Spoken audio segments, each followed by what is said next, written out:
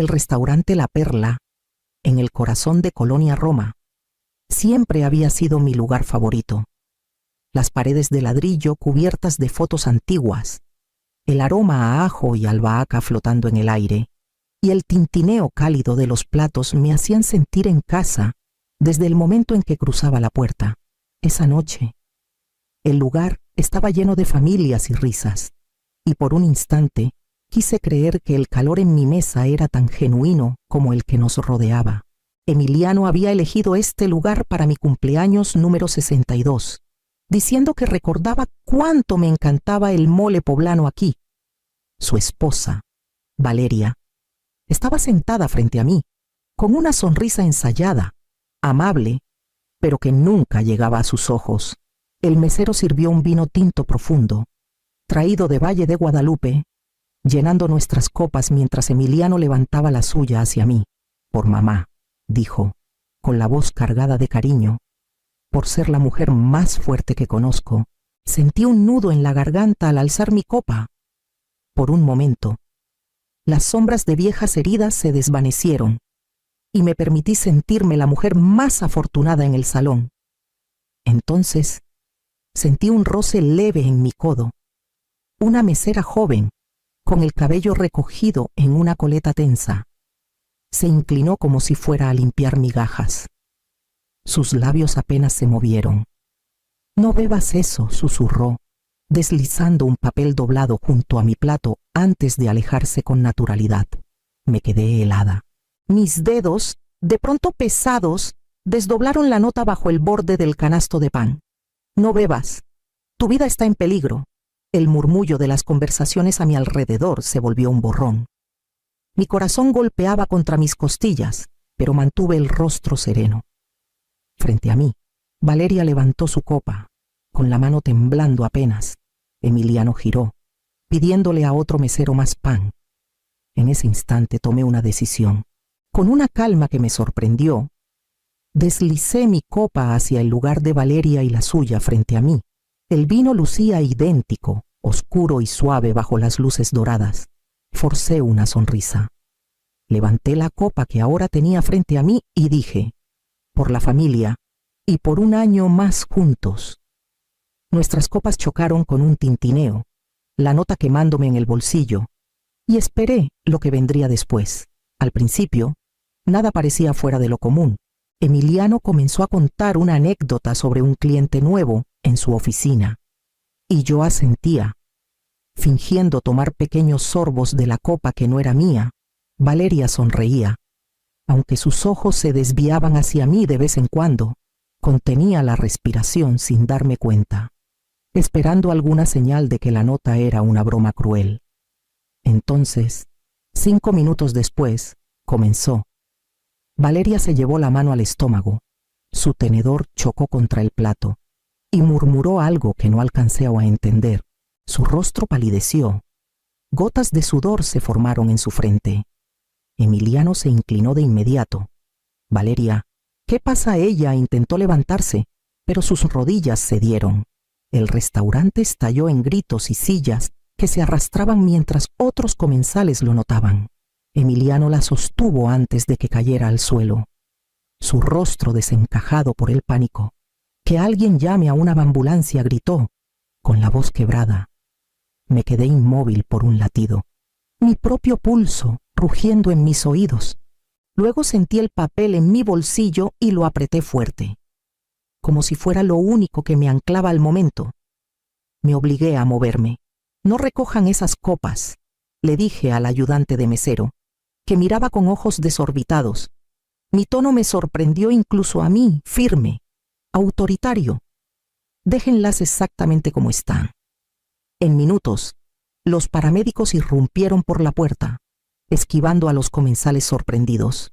Se arrodillaron junto a Valeria, conectando monitores, haciendo preguntas que Emiliano no podía responder por el miedo.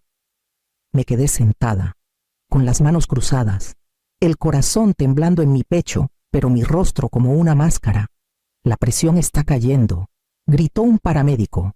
La levantaron en una camilla, asegurándola con correas mientras Emiliano la seguía, aún sosteniendo su mano, Me levanté en silencio, apoyándome en el respaldo de mi silla. Mientras la sacaban, caminé detrás, con el papel clavándose en mi palma. El trayecto en la ambulancia fue un borrón, la sirena aullando. Emiliano suplicándole a Valeria que se mantuviera despierta. Los paramédicos trabajando con urgencia precisa. Me senté rígida en un rincón, con los ojos en la vía intravenosa, la mente en el vino que no bebí.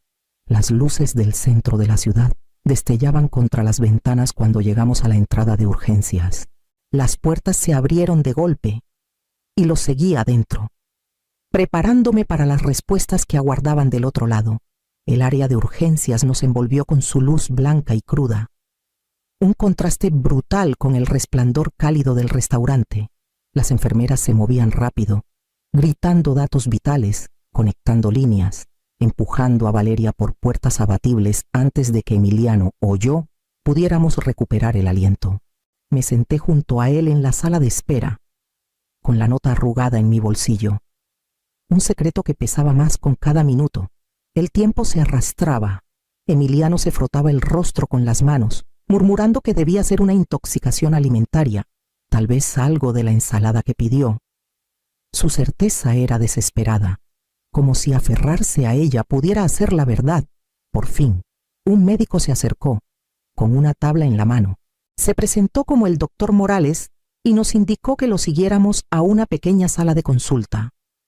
Su expresión era seria pero contenida. Su esposa está estable por ahora, le dijo a Emiliano, pero sus análisis muestran niveles extremadamente altos de digoxina. Emiliano parpadeó. No entiendo. ¿Qué es eso? Es un medicamento para el corazón, explicó el doctor Morales. Seguro en dosis pequeñas y recetadas, pero en la concentración que encontramos es tóxico. Combinado con alcohol puede ser letal. Las palabras resonaron en mis oídos. Digoxina. Recordé haber oído de ella hace años, cuando el esposo de una vecina fue tratado por arritmia. Mis dedos apretaron la nota. Emiliano negó con la cabeza, casi riendo. No puede ser. Valeria no toma nada así. Tiene que ser un error. No lo es, dije en voz baja. Saqué el papel doblado de mi bolsillo y lo puse sobre la mesa. El doctor Morales se inclinó, frunciendo el ceño al leer. Los ojos de Emiliano saltaron de mí a la nota, con incredulidad en su rostro. ¿De dónde sacaste eso? Una mesera en el restaurante me lo pasó, respondí. Por eso cambié las copas con ella. La boca de Emiliano se abrió, luego se cerró. Parecía un niño atrapado entre dos realidades: su esposa, la mujer que creía conocer, y la evidencia que ahora manchaba nuestra noche con veneno. El tono del doctor Morales fue firme. Tendremos que involucrar a la seguridad del hospital y notificar a la policía. Si tienen las copas del restaurante, deben conservarse. Asentí. Les dije que no limpiaran la mesa. Emiliano miró hacia abajo, sacudiendo la cabeza. Esto no tiene sentido. Ella estaba preocupada por ti. Siempre decía que parecías olvidadiza, que deberíamos considerar opciones de cuidado. Ella no. Pero recordé cada palabra cuidadosamente sembrada, cada sugerencia sutil sobre residencias de ancianos y poderes notariales, y sentí el suelo inclinarse bajo mis pies mientras me preparaba para lo que vendría. La detective Alejandra Ortiz llegó a la mañana siguiente, con una presencia calma pero directa, la clase de energía que dejaba claro que había visto familias desmoronarse antes. Pidió hablar conmigo a solas en una pequeña oficina junto a la sala de espera. Emiliano protestó, pero ella le recordó con suavidad que la investigación requería relatos claros, sin interrupciones. Comenzó con preguntas simples: cómo me sentía, qué recordaba de la noche. Luego, su mirada se agudizó. Señora Mendoza, ¿ha pasado algo inusual en los últimos meses? Algo que sugiera que alguien intentaba afectar su salud. Su pregunta abrió una puerta que no quería tocar. Le conté sobre los tés que Valeria insistía en que probara, mezclas relajantes que decía eran buenas para la memoria o la digestión. Después de tomarlos, me sentía inestable. a veces tan agotada que tenía que acostarme. También había sopas, siempre entregadas con una sonrisa brillante, siempre seguidas de horas en que mi mente parecía envuelta en niebla. La detective Ortiz escribía rápido, su pluma raspando el papel. Alguien más notó esos cambios. Dudé. Luego asentí. Valeria llevaba un registro. Lo llamaba diario de olvidos. Apuntaba si me repetía o perdía algo, como si estuviera documentando. Las cejas de la detective se alzaron. Alguna vez le pidió que firmara algo. Sí, susurré. Papeles que dijo eran preventivos documentos financieros. Por si me pasaba algo, me dijo que Emiliano debía estar preparado, que era responsable. Recordé la pluma pesada en mi mano, la bruma detrás de mis ojos, la confianza que me obligué a extender. Ortiz dejó la pluma. Haremos análisis de laboratorio hoy, señora Mendoza. Si esto no fue algo de una sola vez, podrían quedar rastros de exposición prolongada. Eso nos dirá si alguien ha estado administrando dosis pequeñas con el tiempo. Sus palabras me estabilizaron y me asustaron a la vez. Pensé en las comidas, los tés, las correcciones suaves cuando olvidaba algún detalle trivial. Me había dicho que era la edad. Ahora no estaba segura de qué me pertenecía y que había sido escrito por la mano de alguien más. La detective se levantó, asegurándome que los resultados guiarían el próximo paso. Y supe que la verdad apenas comenzaba a salir a la luz. La detective Ortiz regresó esa tarde, esta vez con la joven mesera que me había pasado la nota. Se presentó como Marisol Vargas, estudiante de enfermería que trabajaba medio tiempo en La Perla. Se sentó frente a mí, con las manos retorcidas en su regazo, los ojos cargando un peso mucho mayor que sus años. Lamento si la asusté anoche. Comenzó suavemente, pero no podía quedarme callada cuando la vi. A ella pregunté, aunque ya sabía la respuesta. Marisol asintió. A su nuera. La reconocí en cuanto entró. Hace 2 años se hacía llamar Valeria Ponce. Trabajaba como asistente médica cuando mi abuela la conoció. El cuarto pareció inclinarse. Ortiz se inclinó hacia adelante. Cuéntanos qué pasó. Marisol. Mi abuela era fuerte, dijo, con la voz temblorosa pero clara. Cocinaba, pagaba sus cuentas, lo recordaba todo. Luego esta mujer apareció. Al principio era amable, traía comida, ofrecía ayudar con mandados, pero después de unos meses, mi abuela empezó a olvidar cosas pequeñas. Valeria decía que era normal, que quizás era demencia. Incluso llevaba un registro, igual que el que usted describió.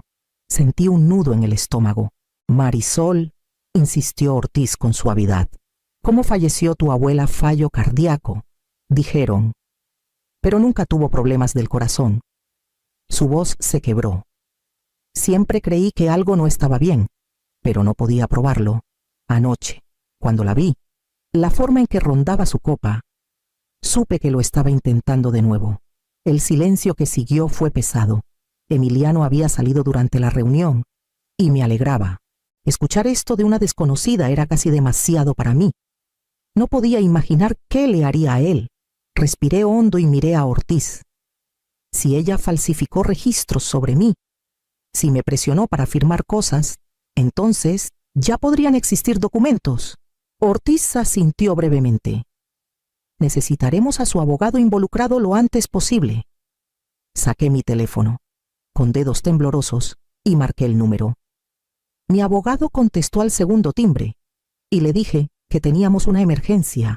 Al colgar, la mirada de Marisol se encontró con la mía, firme y sin vacilar. Ella había visto el patrón claramente, y yo ya no podía permitirme dudarlo. Mi abogado extendió los documentos sobre su escritorio, con la mandíbula tensa mientras explicaba lo que veía. Allí, en tinta negra, estaba mi propia firma bajo un apéndice de poder notarial y una cláusula de activación por competencia. Según esos papeles, en el momento en que me declararan incapaz de manejar mis asuntos, Emiliano, o más bien, Emiliano bajo la dirección de Valeria, tendría control inmediato sobre mis finanzas y propiedades. Recordé vagamente ese día, la pluma pesada en mi mano, el cansancio oprimiendo mis ojos. Valeria había estado allí, animándome con su voz suave, diciendo que era solo una precaución, nada vinculante a menos que fuera necesario.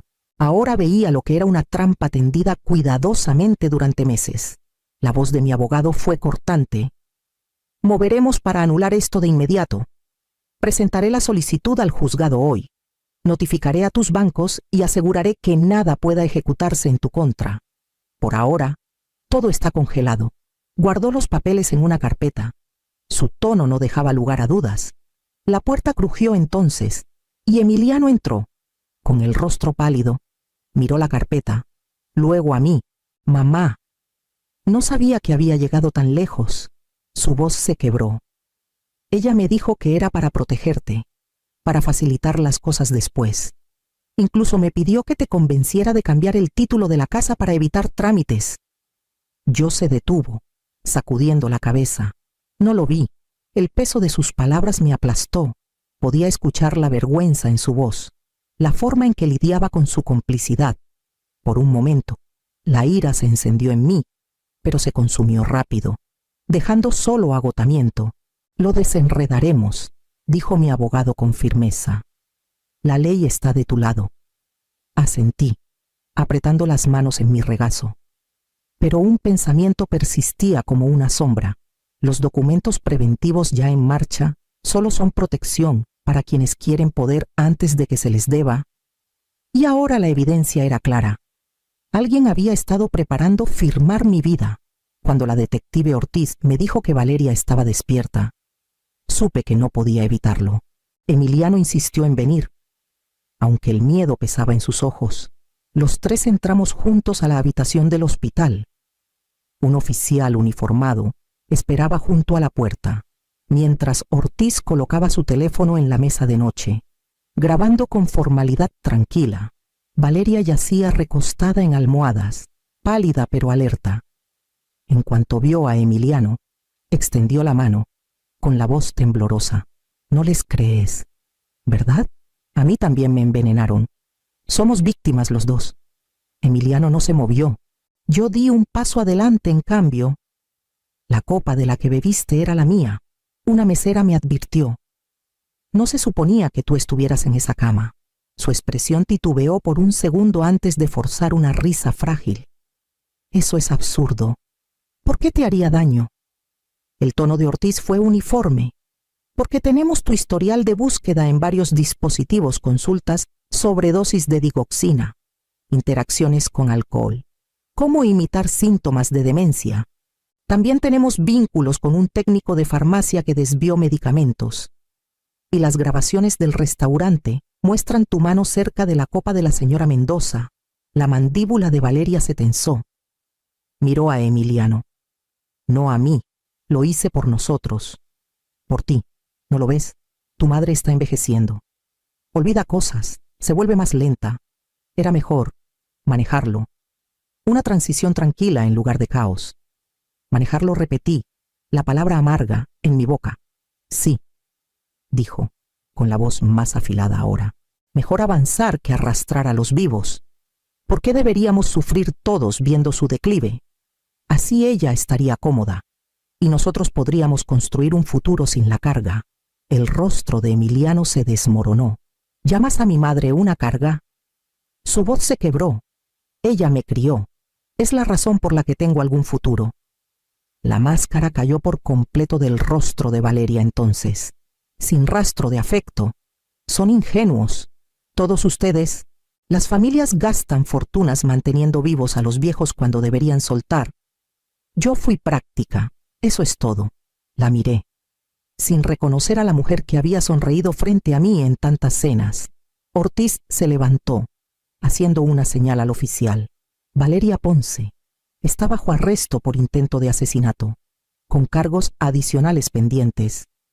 Mientras le leían sus derechos, Emiliano se llevó la mano a la frente, con lágrimas cayendo por sus mejillas. Lo alcancé, estabilizándolo con lo único que me quedaba, mi presencia. Cuando se la llevaron esposada, el silencio que dejó fue más pesado que sus palabras. pero también fue el primer silencio que sintió como verdad. El tribunal olía levemente a barniz y papel, un lugar donde la verdad y las mentiras se pesaban con el mismo tono solemne. Me senté en el estrado, con las manos cruzadas con fuerza, mientras el fiscal guiaba al toxicólogo a través de los resultados. Gráficas y números confirmaron lo que mi cuerpo ya sabía. Pequeñas dosis de digoxina se habían acumulado en mí durante meses, suficientes para imitar confusión y debilidad, suficientes para preparar el escenario para lo que Valeria había planeado. Marisol me siguió al estrado. Su voz tembló al principio, pero se estabilizó mientras describía el declive de su abuela bajo la identidad anterior de Valeria. Contó al jurado sobre las comidas, los registros, el fallo cardíaco repentino que nunca tuvo sentido. Cuando relató la noche de mi cumpleaños, cómo vio la mano de Valeria rondar mi copa.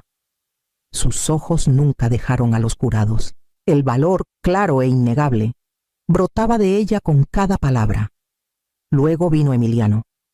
Se paró más erguido de lo que esperaba, aunque el dolor tiraba de sus facciones. Me dejé convencer. Le dijo al tribunal. Pensé que mi madre estaba decayendo, porque Valeria me lo decía una y otra vez. Le creí a ella en lugar de a la mujer que me crió. Me avergüenzo de eso, pero ahora sé que fui manipulado. Y quiero que la verdad quede registrada. Escuchar esas palabras rompió algo en mí, pero también reparó. Por primera vez, él eligió creerme frente a todos, no solo a puertas cerradas. Cuando el jurado regresó, la voz del portavoz resonó en la sala silenciosa, culpable en todos los cargos, incluido intento de asesinato. Exhalé, no en triunfo, sino en un alivio cansado. La justicia había hablado, aunque las cicatrices que trazó en mí permanecerían mucho después de que el martillo golpeara. Tras el juicio, no pude volver a la casa en Polanco. Cada rincón me recordaba los meses que pasé dudando de mí misma, de las intrusiones cuidadosas de Valeria disfrazadas de bondad.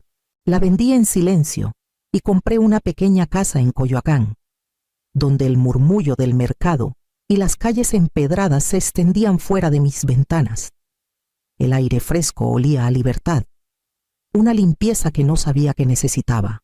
Mi primer acto en ese nuevo hogar fue sentarme con mi abogado y reescribir todo: directivas médicas, instrucciones financieras, un cofirmante fiduciario que asegurara que nadie tuviera control total otra vez. Esta vez, cada línea fue elegida por mí, firmada con plena conciencia, una salvaguarda no de miedo, sino de propiedad. Marisol visitaba a menudo. Juntas comenzamos a dar charlas mensuales en el centro comunitario, enseñando a adultos mayores y sus familias cómo reconocer la manipulación disfrazada de cuidado. Ella hablaba de su abuela, yo hablaba de mí, y el cuarto siempre se llenaba de asentimientos silenciosos y ojos que reconocían los patrones. No éramos expertas por título, sino por supervivencia. Emiliano vino una vez, sentado al fondo, escuchando más que hablando. Capté su mirada al final. Y en ese vistazo estaba el comienzo de una nueva confianza entre nosotros, una construida en verdad en lugar de ilusión. El peso del silencio ya no me aplastaba, me impulsaba adelante, preguntando quién elegiría escuchar y quién se deslizaría silenciosamente. Un año después, mi casa en Coyoacán sentía como un lugar al que siempre había pertenecido. El jardín florecía lavanda rozando las ventanas, tomates pesados en la vid, un recordatorio de que la vida crece cuando se cuida con cariño. Esa noche preparé la mesa con platos sencillos y flores frescas, nada extravagante, solo lo suficiente para honrar a la compañía que elegí tener. Emiliano llegó primero, trayendo una botella de sidra. Sus pasos eran cuidadosos, pero más ligeros que antes, como si el peso que alguna vez llevó finalmente se hubiera aliviado. No lejos detrás vino Marisol, con sus libros bajo el brazo, riendo sobre cómo los exámenes finales casi la consumieron. Dos vecinos en los que había aprendido a confiar se unieron también, llenando la casa con el tipo de calor que solo viene de las personas que llegan sin expectativas. Comimos despacio, pasando platos de un lado a otro, la conversación tejiéndose entre nosotros como música. En un momento, Emiliano levantó su copa no con los brindis grandiosos de antes, sino con un reconocimiento tranquilo. Por elegir mejor, dijo, fue suficiente. Más tarde, cuando los últimos platos estaban apilados y las velas se consumían, noté el sobre sellado aún en el estante, la carta que Valeria envió desde la prisión, intacta, sus palabras sin poder, sin mi consentimiento para leerlas. Durante meses me había tentado, pero ahora era solo papel. Su influencia terminaba donde comenzaba mi negativa. Volvía la risa alrededor de mi mesa, sintiendo el zumbido de mi propio pulso, firme y claro. Habían intentado escribir mi final. Yo revisé el género,